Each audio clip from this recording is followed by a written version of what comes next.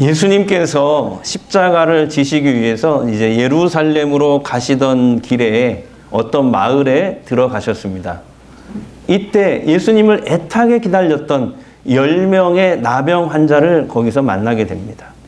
당시 나병, 오늘날에는 한센병이라고 하는데요. 오늘날에는 이제 고칠 수가 있지만 2000년 전에 그 이스라엘에서는 불치병이었습니다.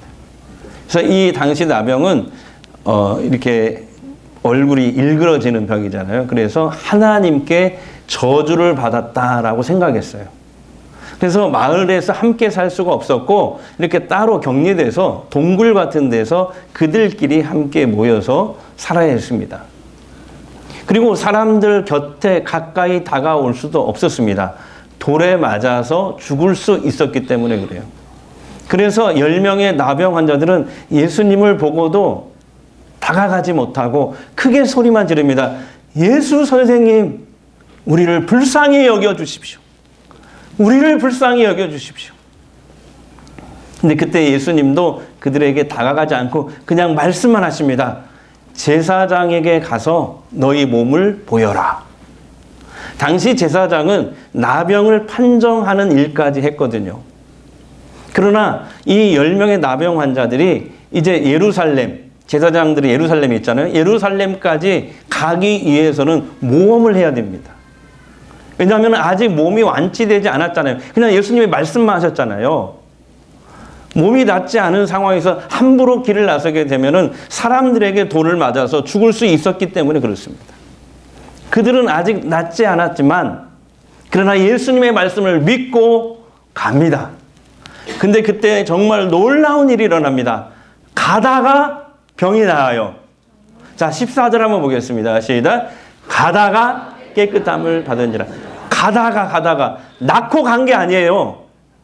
가다가 믿고 갔더니 나은 줄 믿습니다. 그런데 이 10사람의 반응을 한번 보십시오. 10명 중 딱 한 사람만 예수님께 감사드리기 위해서 다시 돌아옵니다. 그는 유대인들이 왕따시키는 사마리아 사람이었습니다. 큰 소리로 하나님을 찬양했고 예수님의 발 앞에 엎드려서 감사를 표합니다. 자, 15절, 16절 말씀입니다.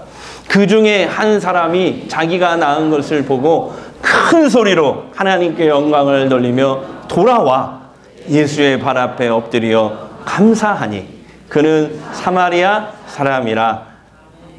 여러분, 나머지 9사람은 왜 감사를 못했을까요? 아마 이런 이유 때문이 아닐까 싶습니다. 자, 나병이 생기면요, 제사장에게 판정을 받게 됩니다. 그러면은 마을에서 쫓겨나요. 그래서 격리된 장소에서 환자들끼리 살아가요. 옛날에 우리도 지금도 마찬가지죠. 소력도라는 곳에 살잖아요. 여기 왕궁이라는 곳에도 살고 있잖아요. 그러니까 사랑하는 가족들과 오랜 세월을 떠나 지내야 되기 때문에 이 가족에 대한 그리움이 아주 깊습니다. 아마 그들의 평생 소원이 있다면 이 나병에서 고침을 받아서 건강한 몸으로 다시 가족들에게 돌아가는 것입니다. 그러나 그때 당시에 이 나병은 불치병이었습니다. 근데 방금 지금 그 꿈과 같은 소원이 예수님을 통해서 이루어졌잖아요.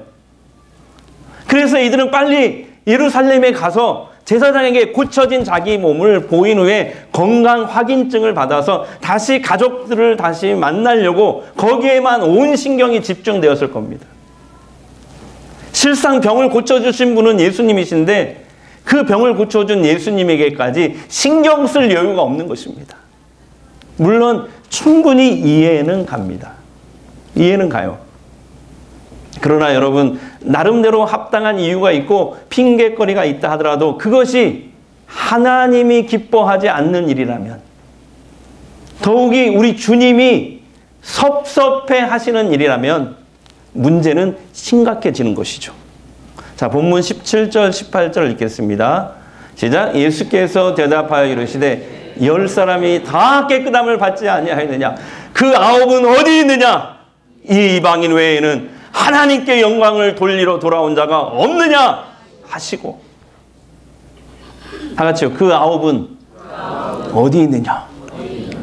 여러분, 이 예수님의 말씀에서 그 9명에 대한 섭섭함이 드러나지 않습니까? 그래, 우리 주님은요, 지금도 마찬가지예요. 주님께 그렇게 은혜를 받고도 감사하지 않으면 그 사람을 찾으셔요. 똑같이 하나님의 은혜를 받고도 왜 감사하지 않느냐? 다른 9은 어디로 가고 너만 혼자 감사하러 왔느냐? 라는 이 말씀이잖아요. 섭섭함이 묻어 있어요. 그러나 나병 환자 한 명은 모든 것을 다 제쳐놓고 주님께 다시 돌아와서 감사를 드리잖아요. 여러분, 이렇게요. 똑같은 환경 속에서도, 어떤 환경 속에서도 차별화된 믿음으로 멋지게 살아가는 사람들이 우리 주변에 있습니다. 똑같은 조건인데 차별화된 믿음을 가진 사람들이 있다고요. 자, 여러분은 평소에 얼마나 우리 주님께, 우리 하나님께 감사를 표현하고 사십니까? 감사는요, 표현해야 감사하고 그러잖아요. 속으로 가지고 감사하다? 감사가 아니에요. 표현해야 감사해요. 주님께 은혜를 입고도 감사가 없는 9명에 여러분 속하십니까?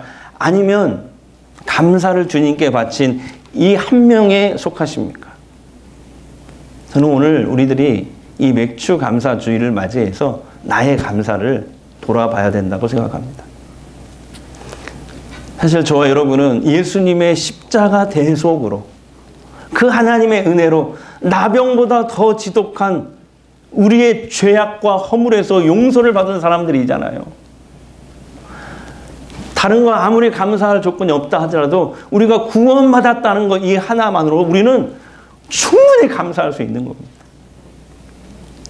우리는 하나님의 은혜로 믿음으로 말미암아 구원을 받았잖아요. 이 말은 하나님께서 우리에게 찾아오셔서 우리에게 믿음을 넣어주신 거예요.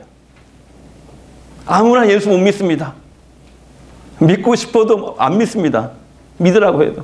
믿음을 주셔야, 하나님의 은혜로 믿음을 주셔야 우리가 믿게 돼요. 그리고 그 믿음을 통해서 우리가 구원이라는 선물을 받게 되는 줄 믿습니다. 그래서 이 구원이라는 것은 뭡니까? 벗어나다, 건짐을 받다, 새로운 피조물이 되다, 이런 뜻이거든요. 자, 우리는 어디에서 벗어난 거예요? 어디에서 건짐받은 거예요? 제가 표로 정리해 왔는데 항상 뭐 반복하는 거지만 구체적으로 둘째 사망에서, 둘째 사망은 결국 하나님의 심판, 지옥인 거예요. 첫째 사망은 육체가 죽는 건데 사람들은 육체만 죽으면 다 끝나는 줄 알아요. 아니에요. 사람이 죽는 것은 하나님이 정하는 것이요, 그 뒤에는 뭐가 있다? 심판이 있습니다. 그게 둘째 사망이거든요. 하나님의 심판과 지옥 형벌. 여기에서 건짐을 받는 것입니다. 그 다음에 또 뭐예요? 구원이란 건 뭐예요? 죄를 지은 사람은 마귀에게 속했나니 그랬어요. 죄를 지은 사람들은, 죄 문제를 해결하지 못하는 사람은 마귀의 코에 딱 걸리는 거예요. 다. 마귀에 벗어날 수 없어요. 마귀의 쇠사슬에 딱 묶여 있는 거예요. 예. 그런데 우리가 예수를 믿는 순간에 하나님의 자녀로 우리가 변화되기 때문에 이 마귀의 권세에서 구원받게 됩니다. 할렐루야. 그래서요, 우리는요, 뭐 사주, 팔자, 관상, 뭐 이사 갈 때 뭐 손 없는 날 보고 뭐 벽에다 못 박는 날 잡고, 장사하시는 분들은 뭐 징크스 뭐 이런 거 우리는 아무도 해당사가 없어요. 예. 그리고 묘 같은 거 할 때도 그냥 양지 바른 곳에 하면 되지 아무 상관없어요, 우리는. 왜? 우리는 마귀의 권세에서 벗어나 하나님의 자녀가 되었기 때문에 그렇습니다. 이게 구원이란 말이에요, 구원. 우리는 그런 사람들이에요. 자유함을 얻은 사람들이에요. 할렐루야. 전부로 갈 필요 없어요. 예. 저한테 오세요. 제가 알려드릴게. 예. 자, 마귀의 그 다음에 또 뭡니까? 우리는 하나님의 자녀가 됐잖아요. 영접하는 자, 곧 그 이름을 믿는 자들에게는 하나님의 자녀가 되는 권세를 주셨습니다. 예수 믿는 순간에 하나님의 자녀가 된 거예요. 천국을 선물로 받은 거예요. 그렇기 때문에 구원은 다른 말로 천국, 영생, 거듭남. 다 같이요. 천국, 영생, 거듭남. 같은 말이거든요. 이것을 우리는 소유하게 된 거예요. 그렇기 때문에 물론 죽음이 두렵죠. 그러나 막상 죽음에 딱 부딪히면 우리는 죽음의 공포에서 벗어납니다. 할렐루야. 왜? 우리는 어디로 가야 될지를 아는 사람들이기 때문에 천국에 갑니다. 할렐루야. 예수 믿으면 천국에 갑니다. 그뿐만 아니에요. 예수 믿는 순간에 성령께서 우리 안에 들어오십니다. 그걸 성령의 내주하심이라고 그러는데 그때부터 성령의 도우심을 받고 인도하심을 받으며 우리는 그렇게 하나님의 구원의 은혜로 주님의 구원의 은혜로 2023년 전반기를 보낸 것입니다. 어느 부부가 있었는데요. 그 아내만 교회를 잘 다니고 남편은 교회를 잘 안 다녀요. 그러니까 주일날 아침만 되면 맨날 싸우는 거야. 예. 근데 어느 날 주일이 됐어요. 근데 아내가 갑자기 몸이 너무 아픈 거야. 그러니까 너무 아파가지고 교회를 못 가니까 남편이 이렇게 있다가 자기 혼자 교회를 가겠대. 처음으로 자발적으로. 그래서 다녀오라고. 나 아파서 도저히 못 가겠다고 다녀오라고. 그래서 남편이 교회를 다녀오더래요. 근데 교회를 다녀온 그 남편이 그날 밤 늦도록까지 아내에게 안마도 해주고 막 설거지도 해주고 청소도 해주고 다 해주는 거예요. 그러니까 기분이 너무 좋아진 부인이 남편에게 물었답니다. 당신 오늘 웬일이요? 예? 예. 그랬더니 아니 목사님 설교 때문에 그러지. 그러더래요. 그래서 이 부인이 한 번도 그런 적이 없거든 남편이. 너무 감사해가지고 비싼 과일 바구니를 사가지고 그 다음날 아침에 목사님을 만나러 갔대요. 목사님 언제나 감사합니다. 그리고 어제 주일 설교 참 좋았다죠. 아내를 내 몸과 같이 사랑하라는 설교였나 봐요. 그래서 목사님이 깜짝 놀랍니다. 그랬더니 집사님 아닌데요. 어제 주일 설교는 왼수를 사랑하라 였는데 지난주 내기 때문에 이런 거 하나 준비하려면 진짜 힘들어. 네. 주님의 십자가 은혜가 아니면 날마다 우리를 도우시는 그 성령의 능력이 아니면 우리 이제 하루 한순간 아니 남은 한 해도 살아갈 수 없습니다. 그런데 이 믿음이 있다면 우리 입술은 늘 하나님을 찬양하고 고백할 줄 알아야 돼요. 그리고 온 마음과 정성을 다해 삼위일체 우리 하나님께 예배 드릴 줄 알아야 됩니다. 주께서 내게 베푸신 그 은혜를 결코 잊어서는 안 됩니다. 31년 전 일입니다. 정확히 31년 전 일이에요. 제가 그때 신학대학 4학년 졸업을 얼마 앞둔 시점이었습니다. 한 10월쯤 됐어요. 마지막 졸업시험을 봐야 됐고 그 다음에 신학대학원 입학시험을 또 이 두 가지 시험을 준비를 하고 있었어요. 제가 그때가 23살이었던 것 같아요. 23살. 참 젊죠. 지금도 젊지만 그때도. 그때 근데 가장 친한 친구 라는 친구가 있는데 에게 갑자기 급히 전화가 온 거예요. 이 어머니가 포장마차를 하시는데 지금 큰 교통사고를 당해서 지금 뇌수술을 받고 중환자실에 있다는 거예요. 저는 시험 공부를 다 중단하고 바로 고속버스를 타고 전주로 내려왔습니다. 그때 병원에 도착했는데 백석 옆에 있는 병원이에요. 지금 이름이 바뀌었는데 그때 노성병원이라고. 아셔요? 장로님 아시죠? 네.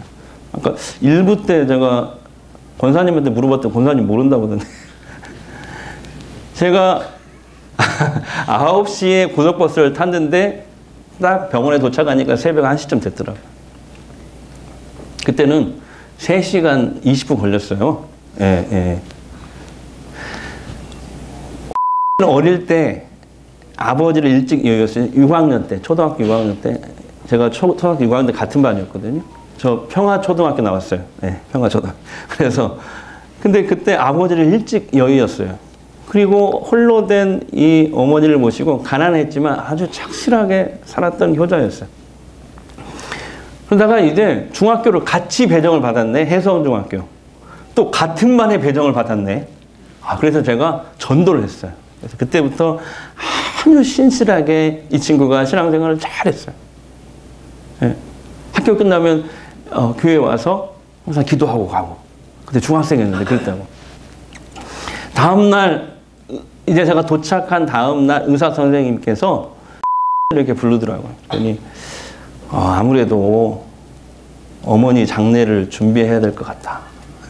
뇌사에 빠졌는데 살아날 확률이 0%다. 오늘 금요일이니 우리 주말 지나고 사흘 후에 월요일에 아침에 장례를 치르자. 산소호흡기를 떼고. 그 말을 들은 절망 가운데 무척 힘들어했습니다.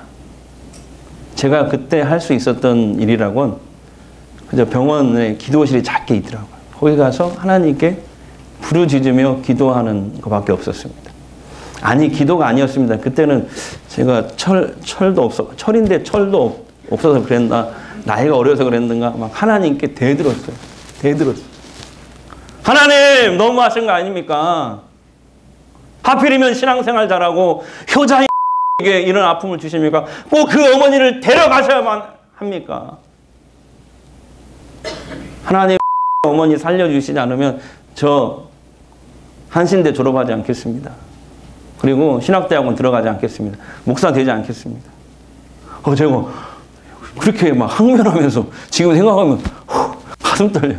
기도실에서 혼자 그렇게 막 기도했던 것 같아요.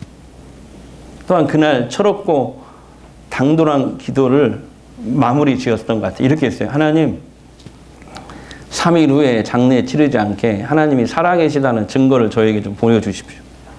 그래야 내가 앞으로 목사가 돼서 하나님이 살아계시다는 걸 사람들에게 증거할 거 아닙니까? 이번에 나 장례 치르면 목사 때려칠 겁니다. 이렇게 기도를 마쳤어요. 그리고 그날 토요일 날이었는데요. 토요일 날 이제 어머니 아버지가 일을 다 끝내고 한 10시쯤 돼가지고 장로님이었던 아버지, 권사님이었던 어머니를 그 밤에 오시라고 해서 함께 예배를 드렸어요. 환자의 손을 잡고 1시간 정도 함께 예배 드리고 찬송하고 간절히 기도를 했습니다. 이제 3일 후가 됐습니다. 월요일 됐어요. 그런데 월요일 새벽이 돼도 아무런 변화가 없었어요. 월요일 오전 9시에 산소호흡기를 떼고 바로 옆에 있는 장례식장으로 시신을 옮겨가기로 되어 있어요. 그 직원들이 와서 관을 짜려고 이렇게 재더라고요. 칫솔을. 제가 그걸 봤거든요. 근데 이게 웬일입니까? 장례식장으로 옮기기 2시간 전, 오전 7시가 딱 됐는데 어머니가 눈을 번쩍 뜨시더라고요. 할렐루야! 저는 그날 감사의 눈물을 얼마나 많이 흘렸는지 몰라요. 그렇게 눈물을 많이 흘린 건 처음이에요. 병원에서는 막 기적이 일어났다면서 놀라는 눈치였어요. 근데 참 놀라운 건요, 하나님이 고치니까 급속도로 치유가 일어나더만요. 4일 후에 병원에서 퇴원한 줄 믿습니다. 근데 문제는 그 다음이었어요. 제가 한 달 후에 이제 졸업시험을 쫙 마치고 대학원 시험도 합격해서 합격 통보를 받고 이제 방학을 했어요. 그래서 전주에 다시 내려왔어요, 이제. 그래서 제가 제일 먼저 어머니 만나려고 갔어요, 그 집에. 평화동에서 평화동. 그때 평화동은 지금 평화동처럼 그렇게 발전되지 않았고 전부 다 논이었어, 논. 네. 근데 세상에 저에게 어머니가 뭐라고 하신지 아십니까? 내가 평소에 국수를 좋아해요. 그래서 국수처럼 명이 길어서 살아난 거야. 너무 실망스러웠습니다. 그 후 어머니는 하나님께 감사도 하지 않았고 교회도 나가지 않았습니다. 오히려 여기저기 주일마다 놀러 다니시더라고요. 정말 큰 배신감을 들었습니다. 그때 저희 아버지 장로님이 같이 예배를 인도하시면서 한테 그렇게 얘기한 걸 제가 들었거든요. 어머니가 일어나면 하나님이 고쳐주신 거다? 그걸 3번이나 묻더라고요. 하나님이 고쳐주신 거야? 네. 하나님이 고쳐주신 거다? 네. 그런데 그렇게 정말 큰 배신감이 들더라고요. 그때 우리 하나님은 얼마나 속상하실까 하는 마음이 느껴지더라고요. 반면에요, 초대 한국 교회사를 보면 해방하고 얼마 안 돼서 이런 감동적인 이야기가 있습니다. 여러분 손장원 목사님 잘 아시잖아요. 그 이야기 제가 지난번에 해드렸잖아요. 근데 사람들에게 잘 알려지지 않는 손장원 목사님의 일화가 있어요. 그래서 여수 애양원에 한 3번 가봤는데 애양원에 가시면 손장원 목사님의 이 기념관이 있습니다. 거기 보면 목사님이 평소에 사용하던 성경, 찬송, 설교 노트가 또 여러 가지가 진열되어 있어요. 근데 그 옆에 이렇게 흰 봉투가 하나 딱 놓여 있습니다. 별 생각 없이 지나칠 수 있지만 가만히 들여보면 이런 글씨가 써 있어요. 한번 보여주세요. 글씨가 보일란가 모르겠는데 한글과 한자로 섞여 있는데 읽어드리면 이거예요. 순교의 두 아들이나 주신 감사의 봉헌금 1만 원. 그러니까 순교자를 한 명을 주시는 것도 감사한데 2명까지 순교자를 주셔서 감사합니다. 그리고 그 봉헌금, 감사한금 1만 원. 근데 그때 당시 1만 원은 당시 손양원 목사님의 10년치 사례금이래요. 해방되고 얼마 안 돼서 그렇죠. 저는 그 얘기를 가이드한테 듣고 큰 충격을 받았습니다. 두 아들이 공산당 좌익 세력에 죽고 나서 두 아들을 죽인 사람을 양아들로 삼는 것도 대단한 일인데 두 아들이 죽고 나서 그렇게 장례식 끝나고 다음 주에 하나님 앞에 10년치를 감사헌금으로 바칠 수 있다니 참으로 대단한 믿음이라는 생각이 들었습니다. 예수님은 고침받은 10명의 나병 환자 중에 그냥 감사 없이 돌아가 버린 이 9명에게는 섭섭함을 드러내셨죠. 그러나 예수님께 다시 돌아와서 감사를 표한 이 사마리아 나병 환자에게는 구원의 축복을 덤으로 선포한 줄 믿습니다. 자, 19절 보세요. 19절 시작. 그에게 이르시되 일어나 가라. 내 믿음이 너를 구원하였느니라 하시더라. 아멘. 여기서 중요한 핵심은 믿음입니다. 예수님이 믿음을 칭찬하시잖아요. 그러니까 믿음이 감사를 낳게 한 것입니다. 믿음은요, 반드시 구체적인 행동과 열매로 드러나야 믿음인 거죠. 행함이 없는 믿음은 죽은 믿음이라고 했잖아요. 입술로만 안 됩니다. 입술로만 감사 안 됩니다. 마음속으로 감사 안 됩니다. 삶으로 드러내야 됩니다. 그래서 믿음은 감사로 드러나고 감사는 축복의 통로이다. 자, 시작.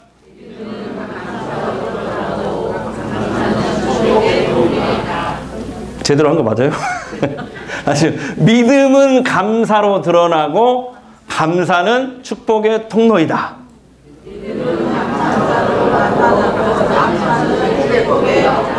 아멘.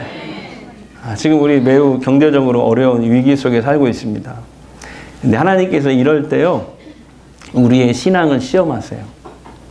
그래서 그런 말 있잖아요. 위기는 변장하고 찾아오는 하나님의 축복이다.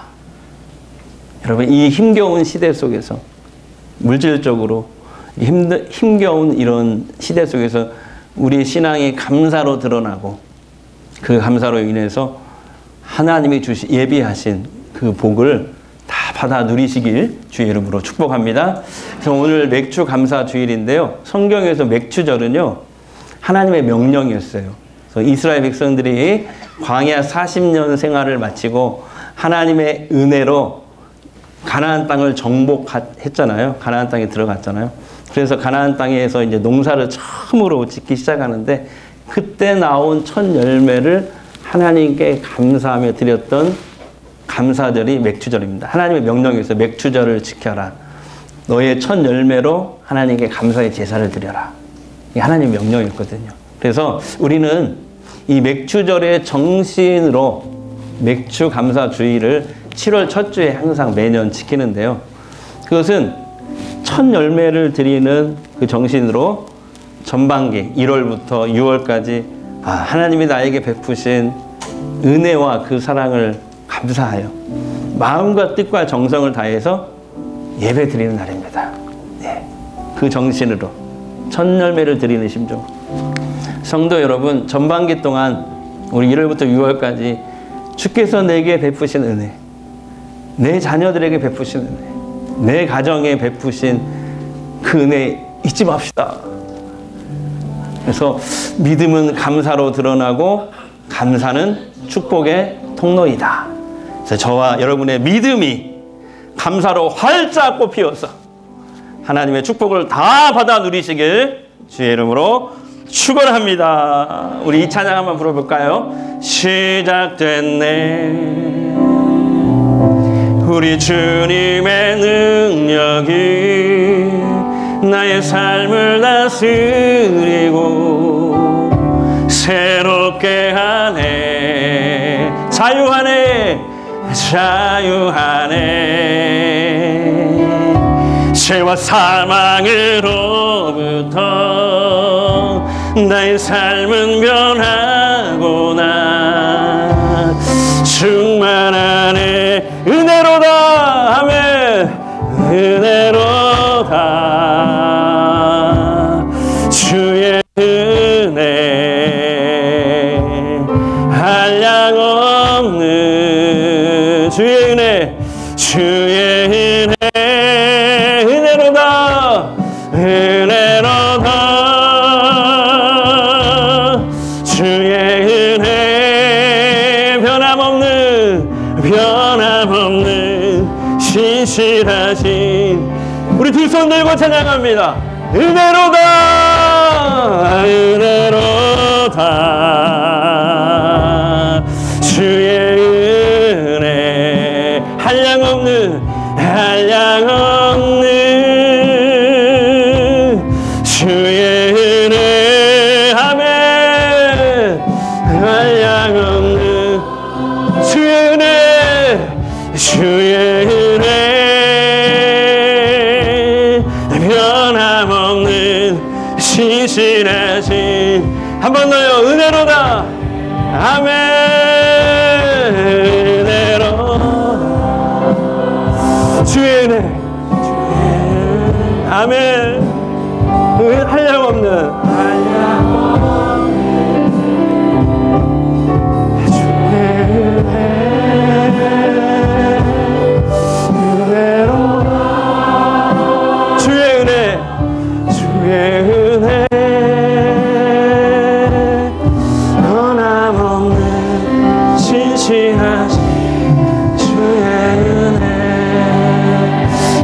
우리 한번 통성으로 기도하는데요. 하나님, 우리가 오늘 본문에 나오는 9명처럼 하나님의 은혜를 받고도 감사치 않는 사람 되지 않게 하시고, 주님의 은혜를 받고 주께 감사할 줄 알아 주께서 예비한 구원의 축복까지 받은 사마리아인처럼 되게 하옵소서. 주님께 받은 은혜 내가 무엇으로 보답할고 그 은혜를 잊지 않고 늘 감사하며 우리의 믿음이 감사로 열매 맺도록 성령님 나를 붙잡아 주옵소서. 우리 잠시 통성으로 기도하겠습니다. 우리 아버지 하나님 감사합니다. 우리 아버지 하나님, 우리가 오늘 본문에 나오는 9명처럼 하나님의 은혜를 받고도 감사치 않는 사람 되지 않게 하시고, 주님의 은혜를 받고 주께 감사할 줄 아는 주께서 예비한 구원의 축복까지 받은 사마리아처럼 되게 하옵소서. 주님께 받은 은혜 내가 무엇으로 보답할고 주님께 받은 은혜 내가 무엇으로 보답할고 하면 그 은혜 잊지 않고 늘 감사하고 우리의 믿음이 날마다 감사를 열매 맺도록 성령님 나를 붙잡아 주시옵소서. 하나님, 9사람은 하나님을 믿는 믿음으로 나병에서 깨끗함은 얻었지만 돌아와 하나님 앞에 감사할 줄 모르고 하나님께 영광을 돌리지 못하였으므로 더 중요한 구원은 그 당시 놓쳤습니다. 단 한 사람만이, 감사를 제사로 드린 사마리아 사람 한 사람만이 하나님의 구원을 축복으로 얻었습니다. 하나님, 하나님께 감사할 줄 아는 성숙한 믿음을 천주성광교회 모든 가족들에게 허락하여 주셔서 은혜에 살면서도 늘 천국의 복을 누리고 살아가는 구원의 복을 다 누리게 하옵소서. 이제 치유기도 하겠습니다. 아픈 곳에 손을 대십시오. 또는 두 손을 가슴에 대십시오. 주님이 원하시면 이 시간 어떤 질병이라도 치유됩니다.